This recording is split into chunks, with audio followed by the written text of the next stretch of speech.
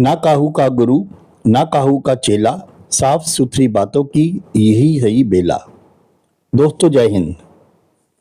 सशक्त आवाज में आप सभी का स्वागत है। मैं हूं सुनील ढांडा।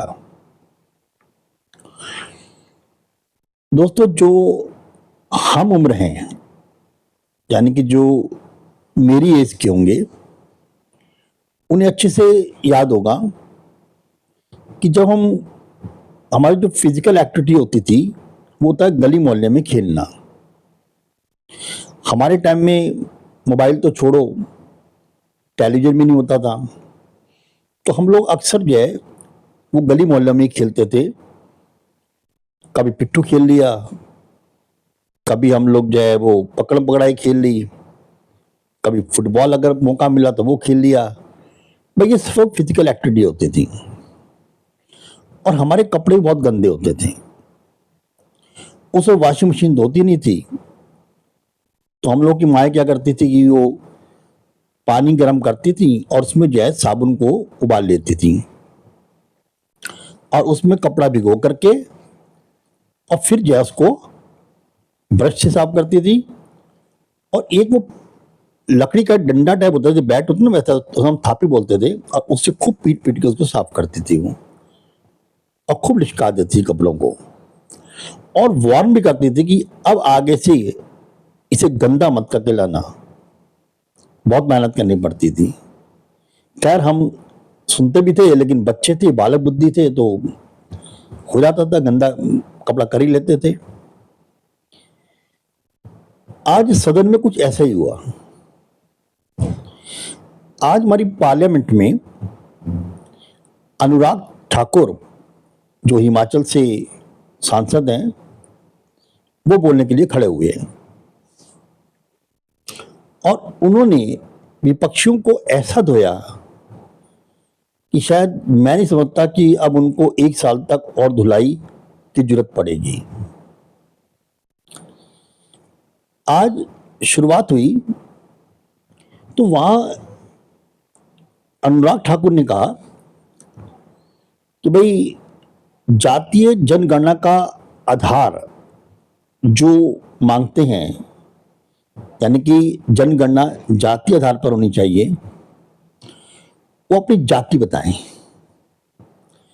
पर इस बात पर हंगामा हो गया। अब आप भी समझदार हैं, क्या आपको लगता है कि इस शब्द में किसी ने किसी को गाली दी या किसी ने किसी की बेइज्जती की? ये अनुमान मैं आप पर छोड़ता हूं, आप खुद लगाइए। लेकिन नेता प्रतिपक्ष राहुल बाबा, उन्होंने आग में दम कर दिया पूरी सदन में, मुझे बोलने का मौका दिया जाए। आखिरकार सभापति ने उनको बोलने का मौका दिया और उन्हें क्या कहा कि अनुराग ठाकुर ने मेरी बेइज्जती की है, मेरी इंसल्ट की है, अब मुझे गाली दी है। अनुराग ठाकुर जी, आप जितनी मर्जी गालियां दे दीजिए, मैं ओबीसी, दलित, पिछड़ों की लड़ाई को लड़ता रहूंगा। अब यहां तो ऐसे में नहीं आया कि भाई गाली दी कहां। खैर मैं उस पर भी नहीं जाता, वो तो मैंने छोड़ दिया। आप सब तो समझदार हैं, आप खुद इस बात को जज करें इसमें कोई गाली देना चीज थी कि नहीं थी। अब उसके बाद उन्होंने केवल राहुल गांधी को नहीं, उनकी पूरी पुस्तक को धो दिया, उन्हें पूरा चिट्ठा निकाला और तबीयत से बोले आज कि भाई आप लोगों ने क्या किया। और सबसे बड़ी बात यह है कि उनके साथी अखिलेश यादव, जो कि पास ही बैठे हुए थे, वो बड़े ध्यान से सुन रहे थे और मंद मंद मुस्कुरा भी रहे थे। जब राहुल गांधी ने इस जातियों पर प्रश्न उठाया था, तब उन्होंने एक बात और की कि आप कुछ भी कर लीजिए, इस सदन से हम जातीय जनगणना का बिल पास करवा के रहेंगे। यानी एक चुनौती थी सत्ता पक्ष को। और उसी वक्त अखिलेश यादव जी खड़े हुए और उन्हें बड़े गर्जना से कहा कि सभापति महोदय, क्या मजाल है कोई किसी की जाति पूछे? इनकी हिम्मत क्या हो, कैसे होगी हमारी जाति पूछने की? भाई, ना तो वहां सदन में कोई बोला, ना सभापति बोले।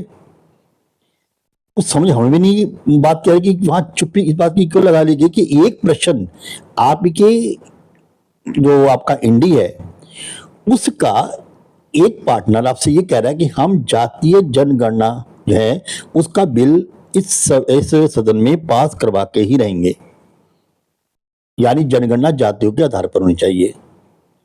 उधर आपका दूसरा पार्टनर ये कह रहा है कि आपकी हिम्मत कैसे हुई जाति पूछने की? आप हमारी जाति कैसे पूछ सकते हैं? तो भैया ये तो फिर वही साहब हुआ कि जब नेम प्लेट की बात आई तो हम नाम नहीं बताएंगे।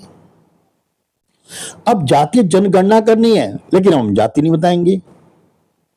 देखिए, अगर मैं कोई काम करना चाहता हूं जिससे मेरे समाज का भला होगा तो मुझे उस काम की शुरुआत अपने घर से करनी पड़ेगी। अगर मान लीजिए मैं चाहता हूं कि भाई कई लोग ऐसे हैं जिनको 2 टाइम एक टाइम खाने को नहीं मिलता, तो मैं अगर घर में कहता हूं भाई जो खाना बनाओ तो कम से कम भी 2 रोटी जो है वो ऐसे पर्सन बना दो वो जो उनको दी जा सके। तो ये समाज में मैसेज देना चाहता हूं तो शुरुआत मैं अपने आप से करूं, फिर अपने पड़ोसियों को बताऊं, फिर तो समाज में जाएगी बात। लेकिन मैं शुरुआत अपने से करूं नहीं और दूसरों को मैं शिक्षा दूं कि भैया नहीं, आप 2 रोटी बना के और उनको दो, तो लोग तो पहले ये पूछेंगे ना भैया आप अपना तो शुरू करो, पहले आप देते हो क्या? आप जातीय जनगणना की बात तो करते हैं, अपनी जात बताने को तैयार नहीं है कि आप किस जाति से हैं। आपको अपनी जाति बतानी पड़ेगी ना कि आप किस जाति से है, वहां को छुपाते हो, खुला बताइए। और मेरे समझ ये नहीं आता कि जाति, देखिए आज का नौजवान जातीय प्रथा से दूर होता जा रहा है, वहां से निकल रहा है।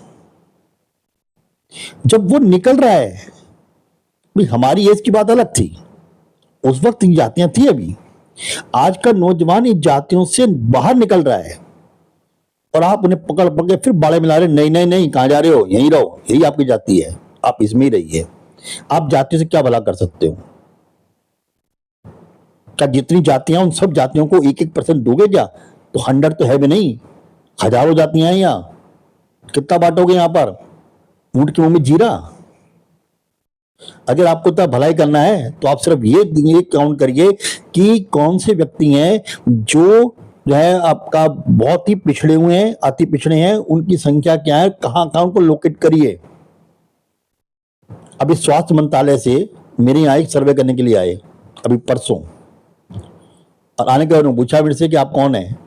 मैं कहा हिंदू। आपकी जाति? मगर जरूरी है? इतना सफिशिएंट नहीं है कि मैं इंडियन हूं, मैं हिंदू हूं, बस इतना बहुत है, इससे आगे मैं क्यों बोलूं? और फिर जो आप सर्वे कर रहे हो उसकी यहां जरूरत क्यों है? मुझसे सर्वे क्या करना चाहते हैं आप? मुझे आप क्या दे? मुझे आपसे जरूरत नहीं है। ब्लड टेस्ट है मैं करा लेता हूं, मेरा मेडिकल है मैं करा लेता हूं, बीपी मेरा चेक होता है और ही मेरी सब चीजें चेक हो जाती हैं हर 6 महीने बाद, ठीक है? तो आप मेरे पास सर्वे करने क्यों आए हो? आप वहां क्यों नहीं गए जहां लोगों को जरूरत है? अरे भाई जहां लोगों की जरूरत है वहां तो तुम नहीं जा रहे हो। आप गांव में जाओ, आप बैकवर्ड इलाकों में जाओ, उनको देखो। मैंने एक क्वेश्चन पुटअप किया, उनका पास उनका आंसर नहीं था। आप जब घर से सर्वे निकली हैं, आप एक क्वेश्चन आ दें। मैं कहा 1916 के अंदर एक सर्वे हुआ था कि हमारी 10 में से 9 महिलाओं के अंदर जो है वो एनीमिया है, ब्लड की कमी है। क्या हुआ उसका?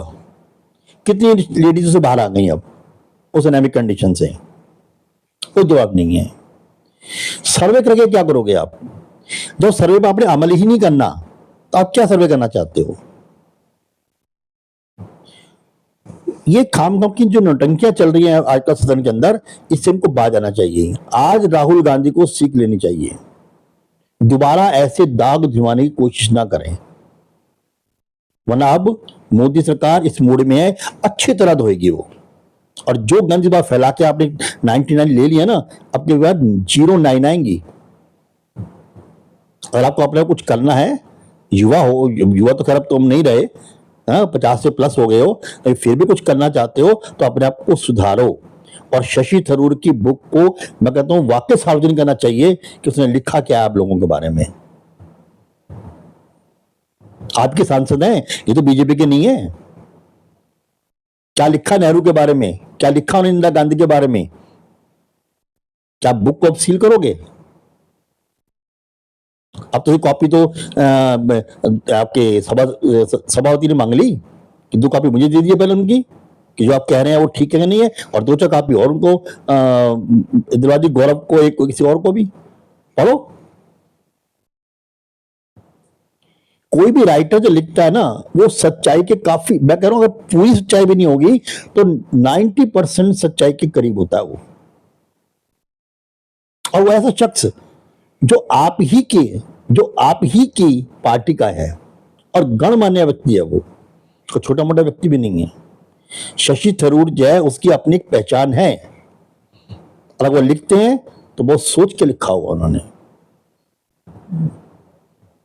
क्योंकि वो कभी भी जो है अपनी पहचान पर बट्टा इस हद में नहीं लगाएंगे। वो इनका व्यक्तिगत मामला है जो बाकी सब कंडीशन चल रही है, लेकिन वो एक समझदार व्यक्ति में से एक है, तो बहुत सोच समझ के लिखा हुआ उन्होंने। अब कहां तक बचोगे आप?